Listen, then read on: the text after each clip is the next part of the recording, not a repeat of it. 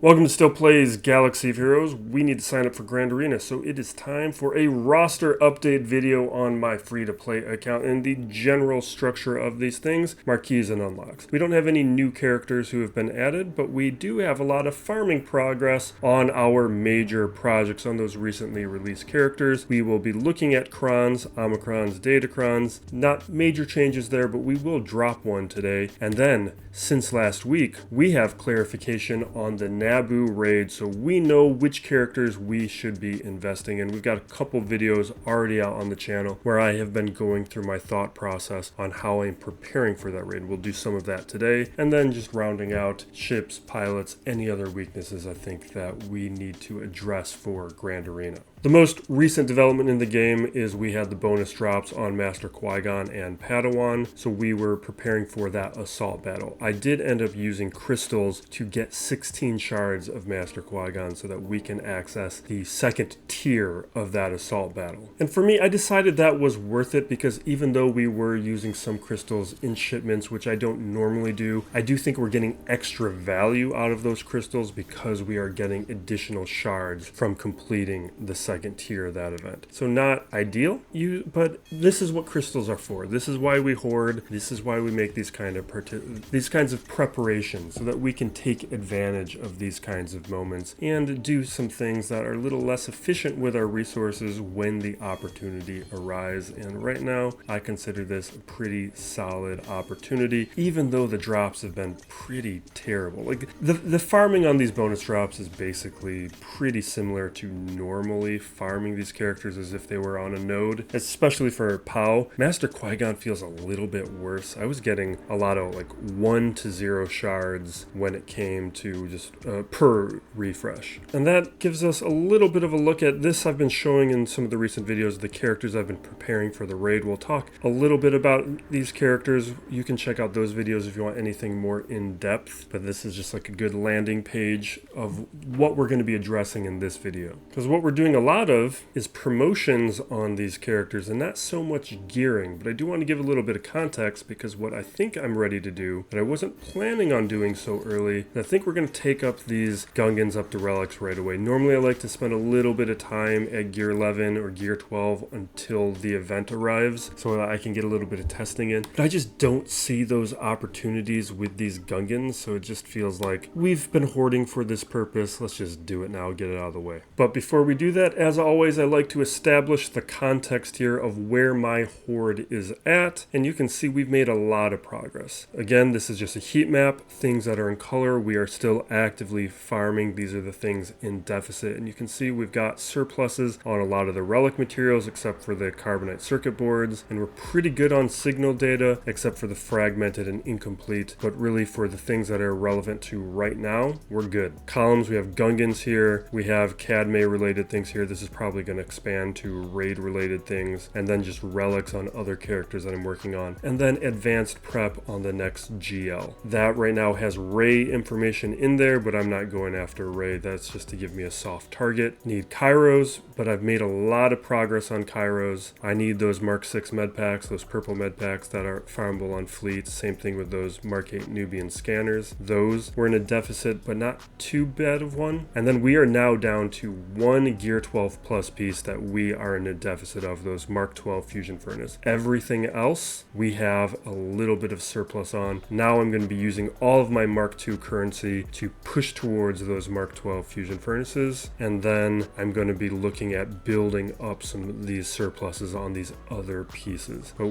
still, I need about 500 fusion furnaces. That's going to take a little bit of time just to give us an idea of how in demand that particular piece is. So right now we're going to go against type and just do this stuff a little bit early. Take him up to relics. We are very well prepped. We have a very healthy inventory of pieces. Hopefully we don't do any mistakes where I accidentally gear up more than we need like we did in the last video where we accidentally R9'd Cat, which is honestly not the worst thing that could have happened, but still, you want to do those things on purpose, especially because these days crystals are a little bit harder because CG has actually done a very impressive job at making sure it is hard to hoard crystals. That's what Proving Grounds, not Proving Grounds, well, kind of Proving Grounds, but it's what is happening with the Ultimate Journey event. That right after Conquest, after we've burned a lot of crystals during Conquest, going after those Datacrons, we are now in a position where we are continuing to burn our crystals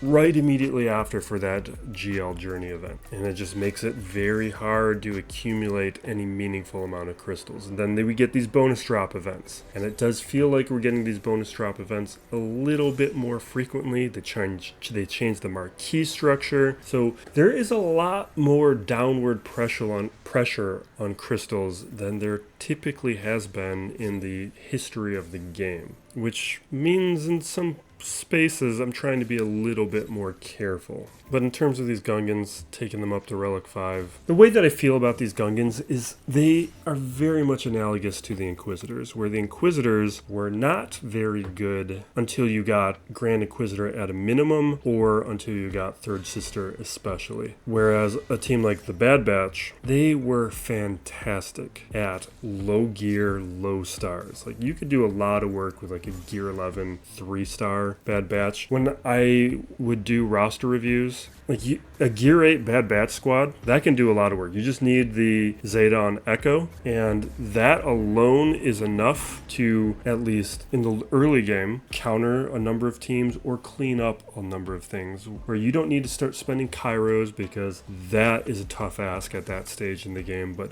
I don't think they should be ignored. They have a ton of value. All right, we got one more character to do, and then we're going to be Jar Jar ready.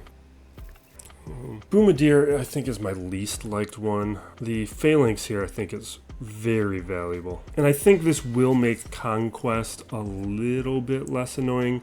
It wasn't really a problem for me. Once I figured things out during the second week of Conquest, I didn't have any issues with the Gungan feats. But not having Phalanx be so vulnerable is going to make things a little bit easier. But the problem with the Gungans without Jar Jar is it's just way too easy to get through the shield generator for the AI, because the AI really prioritizes the shield generator.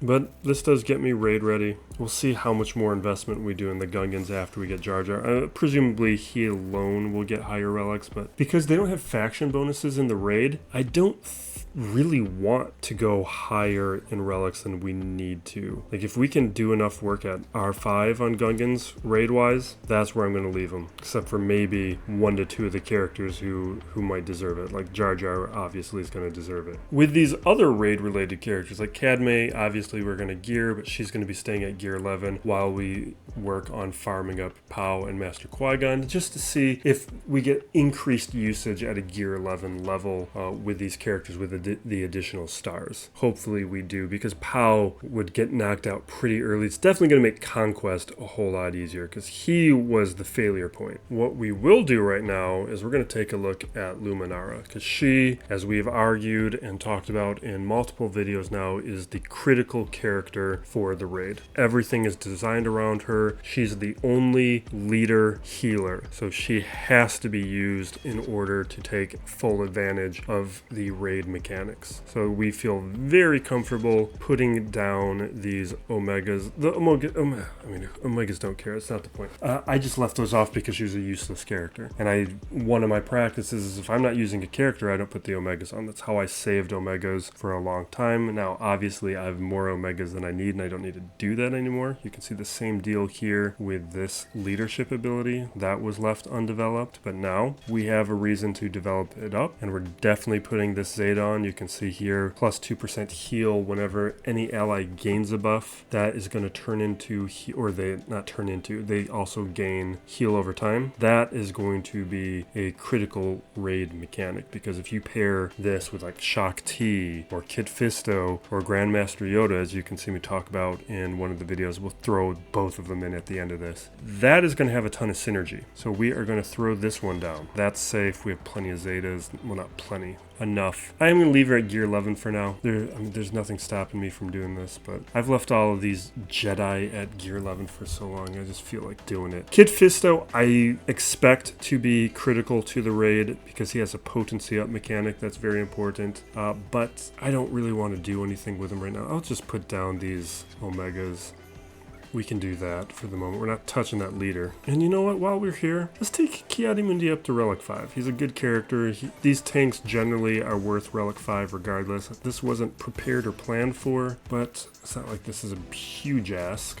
And then one of the things that we're going to do, maybe we'll mention it. So that's good enough with Ki-Adi-Mundi. And what I was just muttering to myself about is this is the middle column of information in that spreadsheets related to these characters. Some of these we're already done with, like we did Bo-Katan and Cat last video, Bane. We need to update this information. And some of these characters I'm just not going to work on. Like Omega was somebody I was thinking about for the Techcron. That's not going to be happening. She's going to be knocked out. We're already done with Boba Fett, Scion. So we need to make some new targets so I can be preparing gear accordingly. Cam kind of fits within that. But there is someone else I want to address in this one, is BT1.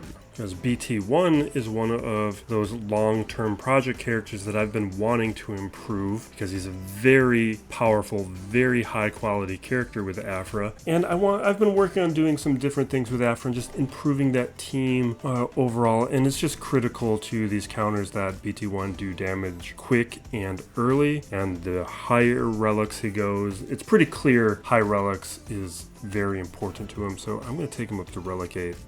Right now in this video. Something I've been wanting to do. So that's an improvement there. The other thing that we've been wanting to improve, you can see we have 0 Gerda keypads because of that mistake last video. And that's one of the places I would like to use excess crystals, but I haven't had those excess crystals too often. Because I like to be around 20k, and by the time I get those 20k crystals, it's usually time to start spending them again. So one of the things I want to do is I want to put on a luxury Ami that I've been wanting to do since it was introduced, is add this one onto Talon. There's some really nice things you can do with that Traya squad, that one with like Traya and Savage. I've been wanting to play with it. I've held back because my Traya squad's always been a little undeveloped because like you can see I don't have Scion at Relics. I just did Traya to Relics in that last video. Nihilus is only like a month or two old at Relics. It's just there's so many things to work on, and as a free-to-play player you got to make decisions, and for me the Sith trio was always a luxury. But it's one that we've been slowly investing in and just spreading that investment out over several weeks and months. Now I would like to take her up to higher relics, but that's not happening right now. What I am tempted to do though is Grief Karga to relics, but I think we're going to hold off because that's going to cost Kairos, and that's not something I'm prepared for. I think we will talk a little bit more about some of these raid characters, about whether or not I'm going to invest in them for the moment, but I think some of these other characters will wait for another video, and what we will address is here with raids. So this squad may not include Qui-Gon. I'm hoping we can undersize some of these squads when this raid turns out. Qui-Gon could be a flexible option, but we have this. We have Luminara here. This I feel very strongly about. This is going to be the version of the squad. If you have all those characters, if you don't, it could be another version. What I also want to be careful with is like in those videos I was talking about, like these being my optimal idea of what is going to be happening with a lot of this raid, does not mean I'm actually going to be building out these squads, because if we think about these squads as an R9 investment for 6 months, that's not really justifiable. Like maybe it is for the Luminara squad, but like this Kelleran one, like I'm not taking Eth Koth to Relic 9 for 6 months of usage. Like Plo Koon, Ayla, like not unless they get reworks, they get new Amis, something that justifies taking them to high relics. That doesn't make any sense at all. Even if you're going to get better raid scores, like as long as you can hit some moderate threshold, like that's the best that we can be looking for. And I think what we need to be doing is being very careful with Separatists, because I do not think there's going to be a Separatist droid team, at least in the optimal version of things. It may turn out that because we're not going to be able to invest in all of these Jedi to relics, or at least to high relics, that there is a Separatist droid team that works better than some of these other lower investment Jedi squads. And if that's the case, that might be something worth considering, because it is way easier to justify putting relics onto some of these Separatist droids than it is some of these Jedi characters. Because if a short-term investment does not compare to the long-term investment that droids have proven to be. And with that, I've got an assault battle to do, but here are some of my initial thoughts on the raid. You can check out these two videos. We went 3-0 last week at Grand Arena. We'll see if we can push that a little bit further, but we are going to be higher in the Kyber 2 bracket because of that success. But I think we might have enough to push on for another appearance in the Kyber 1 division. But thank you for watching. Be excellent to each other, everybody. This is Still Plays Galaxy of Heroes.